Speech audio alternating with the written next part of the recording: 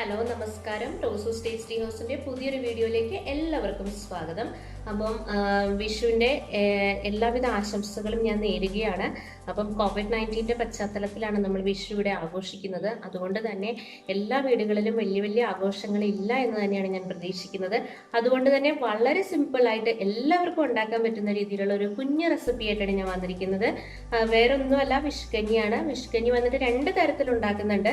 ഒന്ന് മധുരം വെച്ചിട്ട് ഉണ്ടാക്കാറുണ്ട്, പിന്നെ മധുരം ഇല്ലാതെയും ഉണ്ടാക്കാറുണ്ട്.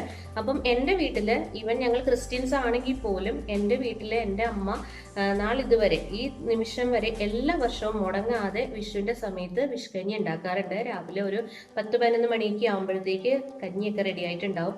അതിൻ്റെ കോമ്പിനേഷൻ എന്ന് പറയുന്നത് ചക്കയുടെ അവിയലാണ്. എന്ത് ടേസ്റ്റാണെന്നോ ചക്കയുടെ അവിയലും ആ കഞ്ഞിയും കൂടെ ആയിട്ട് കഴിക്കാനായിട്ട്. ഞങ്ങളുടെ നാട്ടിൽ അതിനെ പാൽക്കഞ്ഞി എന്നും പറയാറുണ്ട്. കാരണം നമ്മൾ തേങ്ങാപ്പാലിലാണ് സംഭവം ഉണ്ടാക്കുന്നത്. ഭയങ്കര ടേസ്റ്റാണ് കേട്ടോ, പറയാണ്ടിരിക്കാൻ വയ്യ. ഭയങ്കര ടേസ്റ്റ് തന്നെ, ഭയങ്കര ടേസ്റ്റാണ്.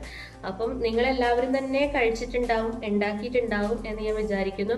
പിന്നെ ആദ്യമായിട്ട് ഇത് കഴിക്കണമെന്ന് ആഗ്രഹമുള്ളവർക്കും അതുപോലെ തന്നെ ഉണ്ടാക്കാൻ അറിയാൻ വയ്യാത്തവർക്കും ഈ റെസിപ്പി നമുക്ക് ഫോളോ ചെയ്യാവുന്നതാണ്. ഭയങ്കര ടേസ്റ്റാണ്. അപ്പം എല്ലാവരും തയ്യാറാക്കി നോക്കുമെന്ന് വിശ്വസിക്കുന്നു. അപ്പം നമുക്ക് വീഡിയോയിലേക്ക് പോവാം. ഇതിനു വേണ്ടിയിട്ട് ഞാൻ 1 ഗ്ലാസ്സാണ് പൊടിയരി എടുത്തിരിക്കുന്നത്. നമ്മുടെ ഉണക്കലരിയാണ്.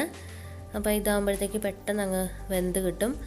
അപ്പോൾ ഇത് ഞാൻ ഒരു 10-15 മിനിറ്റ് സോക്ക് ചെയ്യാനായിട്ട് വെള്ളത്തിലേക്ക് ഇടുന്നുണ്ട്. ഈ സമയത്ത് നമുക്ക് തേങ്ങാപ്പാലൊക്കെ ആക്കിയിട്ട് വരാം. അപ്പോൾ അത്രയും സമയം ഇതിനകത്ത് കുതിർന്ന് കിടന്നോട്ടെ. അപ്പോൾ കുതിർന്ന് കിടക്കുകയാണെന്നുണ്ടെങ്കിൽ പെട്ടെന്നൊന്ന് കുക്കായിക്കോളും. അതിന് വേണ്ടിയിട്ടാണ്. ഇനി ഒരു മിക്സിയുടെ ജാർ എടുക്കുക.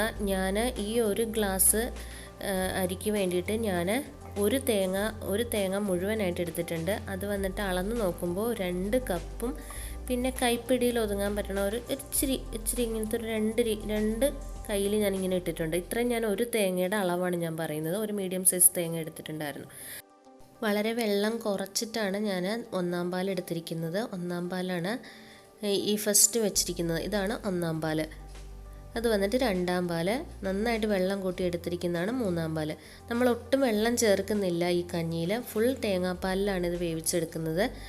ഇതെല്ലാം കൂടെ ഞാൻ ഒരു പാത്രത്തിലേക്ക് ഇട്ടിട്ടുണ്ട്. ഇതിലാണ് ഞാൻ വേവിച്ചെടുക്കുന്നത്. ഇതിൽ ഞാൻ 3-ാം പാലും 2-ാം പാലും ഒഴിച്ചിട്ടുണ്ട്. ഇതിലേക്ക് ഒരു 1/4 ടീസ്പൂൺ ജീരകത്തിൻ്റെ പൊടിയാണ് ചേർത്ത് കൊടുക്കുന്നത്, നല്ല ജീരകം. എന്നിട്ട് ഞാൻ അടുപ്പത്ത് വെച്ചിട്ടുണ്ട്.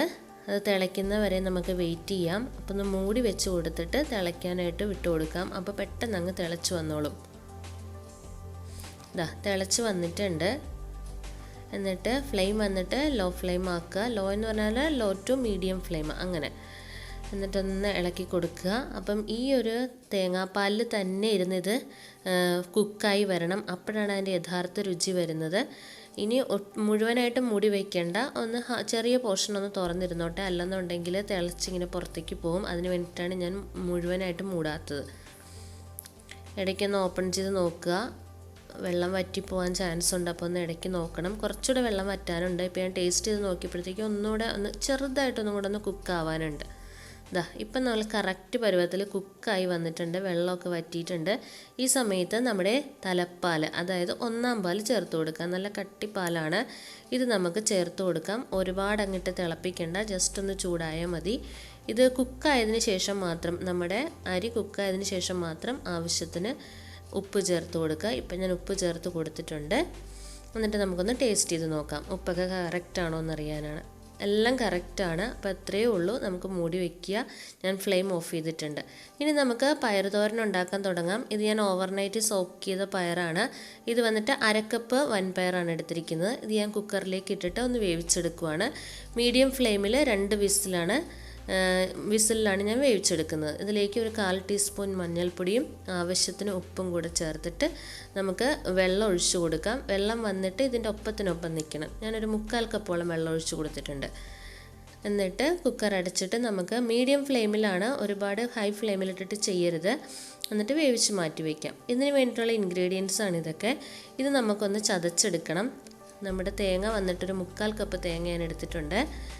ഇതിലേക്ക് പച്ചമുളക് ഒരു 3 എണ്ണം, ചെറിയുള്ളി ഒരു 6 എണ്ണം, വെളുത്തുള്ളി ഒരു 2 എണ്ണം. ഇത്രയും കാര്യങ്ങളാണ് ഞാൻ ചേർത്ത് കൊടുക്കുന്നത്. അല്പം കറിവേപ്പില. ഇത്രയും കാര്യങ്ങളും കൂടെ ചേർത്തിട്ട് ജസ്റ്റ് ഒന്ന് ക്രഷ് ചെയ്ത് കൊണ്ടുവരണം. അല്പം മഞ്ഞൾപ്പൊടി കൂടെ ചേർക്കുക. നമ്മുടെ മിക്സിയിൽ ലെഫ്റ്റിലേക്കൊന്ന് തിരിച്ച് കഴിയുമ്പോഴത്തേക്കൊന്ന് ക്രഷായി വന്നോളും. ഇതാണ് പരുവം. ഇതേപോലെ ഒന്ന് ക്രഷ് ചെയ്തെടുക്കുക. എന്നിട്ട് നമുക്ക് ഒരു പാൻ അടുപ്പത്ത് വെച്ചിട്ട് ചൂടാക്കാൻ വയ്ക്കാം. അതിലേക്ക് ഒരു 2 ടേബിൾ സ്പൂൺ വെളിച്ചെണ്ണയാണ് ചേർത്ത് കൊടുക്കുന്നത്. ഇത് നാടൻ റെസിപ്പി അല്ലേ, അതുകൊണ്ടാണ് വെളിച്ചെണ്ണ ചേർത്തത്. വെളിച്ചെണ്ണ ഒന്ന് ചൂടാവട്ടെ. അതിനുശേഷം നമുക്ക് 1/2 ടീസ്പൂൺ കടുക് ഇട്ട് പൊട്ടിക്കാം. ഇതിന് ശേഷം ഇതിലേക്ക് 2 വറ്റൽമുളക് നമുക്ക് ചേർത്ത് കൊടുക്കാം. അല്പം കറിവേപ്പിലയും ചേർത്ത് കൊടുക്കാം. അതിനുശേഷം നമ്മൾ ചതച്ച് വെച്ചിരുന്ന തേങ്ങ അതൊന്നിട്ട് വഴറ്റണം. അതിൽ നമ്മൾ ഉള്ളിയൊക്കെ ചേർത്തതല്ലേ, അപ്പോൾ ജസ്റ്റ് അതിൻ്റെ അല്ലെങ്കിൽ പിന്നെ അതിൻ്റെ പച്ചയൊവ ഉണ്ടാവും. അതിനാണ് നമ്മൾ എണ്ണയിലിട്ട് ജസ്റ്റ് ഒന്ന് വഴറ്റി കൊടുക്കുകയാണ്. പിന്നെ ഒരു 1/4 ടീസ്പൂൺ ജീരകത്തിൻ്റെ പൊടി ചേർത്ത് കൊടുക്കുന്നുണ്ട്. ഇത് തേങ്ങ ചതയ്ക്കുന്ന സമയത്ത് ഞാൻ ജീരകം ചേർക്കാൻ മറന്നുപോയി, അതുകൊണ്ടാണ് ഞാൻ ജീരകത്തിൻ്റെ പൊടി ഇപ്പോൾ ചേർത്ത് കൊടുത്തത്. അതിനുശേഷം നമ്മുടെ പയർ നല്ല ഫൈനായിട്ട് വെന്ത് വന്നിട്ടുണ്ട്. ഇതാ കണ്ടില്ലേ, പയറായിട്ട് തന്നെ ഇരിക്കുകയും ചെയ്യുന്നുണ്ട്, എന്നാൽ നന്നായിട്ട് വേകുകയും ചെയ്തിട്ടുണ്ട്. ഈ ഒരു പരുവത്തിൽ വേണം പയർ ഇരിക്കാനായിട്ട്. നമുക്കത് ചേർത്ത് കൊടുക്കാം. നന്നായിട്ട് മിക്സ് ചെയ്ത് കൊടുക്കുക. ഓൾറെഡി നമ്മുടെ പയറൊക്കെ കുക്കായതാണ്. പിന്നെ നമ്മുടെ അരപ്പാണെന്നുണ്ടെങ്കിലും ഒന്ന് വഴറ്റിയെടുത്തതാണ്. അപ്പോൾ ജസ്റ്റ് ഒന്ന് ആവി കയറിയാൽ മതി. ഒരു മിനിറ്റ് അല്ലെങ്കിൽ 2 മിനിറ്റ് ഒന്ന് ആവി കയറ്റാൻ വേണ്ടിയിട്ടൊന്ന് മൂടി വയ്ക്കുക. അത്രയേ ഉള്ളൂ, കഴിഞ്ഞു. ഈസി ആയിട്ട് നമുക്ക് ഉണ്ടാക്കിയെടുക്കാൻ പറ്റുന്നതാണ്. നമ്മുടെ കഞ്ഞിയുടെ ഒപ്പം ബെസ്റ്റ് കോമ്പിനേഷൻ ആട്ടോ. പിന്നെ ഞാൻ പറഞ്ഞിരുന്നു തേങ്ങ ചതച്ചപ്പോഴത്തേക്ക് ജീരകം ചേർക്കാൻ മറന്നുപോയതുകൊണ്ടാണ് ജീരകപ്പൊടി ചേർത്തതെന്ന്. നിങ്ങൾ ജീരകം ചേർത്ത് ചതയ്ക്കുക കേട്ടോ. നമ്മുടെ കഞ്ഞി ഇവിടെ ഞാൻ മൂടി വെച്ചപ്പോഴത്തേക്ക് ഒന്നുകൂടെ ഒന്ന് കട്ടയായിട്ടുണ്ട്. ഈ ഒരു പരുവത്തിലാണ് ഞങ്ങളൊക്കെ ഇത് കുടിക്കാറ്. സാധാരണ വിഷുക്കഞ്ഞി കുറച്ച് ഇങ്ങനെ തിക്നെസ് ആയിട്ടുള്ള രീതിയിലാണ് കുടിക്കുന്നത്. ഞാനൊരു സെർവിങ് പ്ലേറ്റിലേക്ക് മാറ്റിയിട്ടുണ്ട് കഞ്ഞി. നമ്മുടെ പയറുതോരനും റെഡി ആയിട്ടുണ്ട്. അപ്പോൾ രണ്ടും കൂടെയാണ് കഴിക്കുക. നല്ല രുചിയാണ്. എല്ലാവരും തയ്യാറാക്കി നോക്കുമെന്ന് വിചാരിക്കുന്നു. അപ്പോൾ അത്രയേ ഉള്ളൂ പരിപാടി. അപ്പോൾ എൻ്റെ കയ്യിൽ വിഷുവിൻ്റെ കഞ്ഞിയുണ്ട്, അതേപോലെ നമ്മുടെ വൻപയറിൻ്റെ തോരനുണ്ട്. നമുക്കത് കഴിച്ചു നോക്കാം. അല്പം തോരൻ ഇട്ടിട്ടുണ്ട്. അല്ലാതെ തന്നെ ഞാൻ വിഷുക്കഞ്ഞി ഒന്ന് കഴിച്ചു നോക്കുക കേട്ടോ. എനിക്ക് തനിയെ കറിയൊന്നും ഇല്ലാണ്ട് കഴിക്കാൻ ഒത്തിരി ഇഷ്ടമാണ്.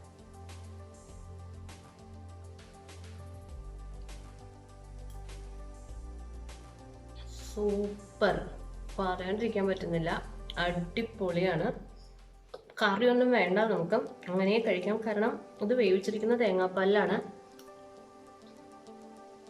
അപ്പം പ്രത്യേകിച്ച് പറയേണ്ട കാര്യമില്ലല്ലോ.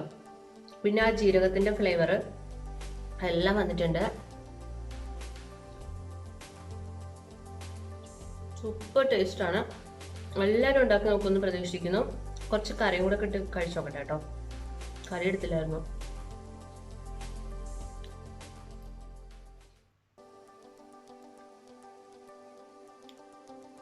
സൂപ്പറാണ്.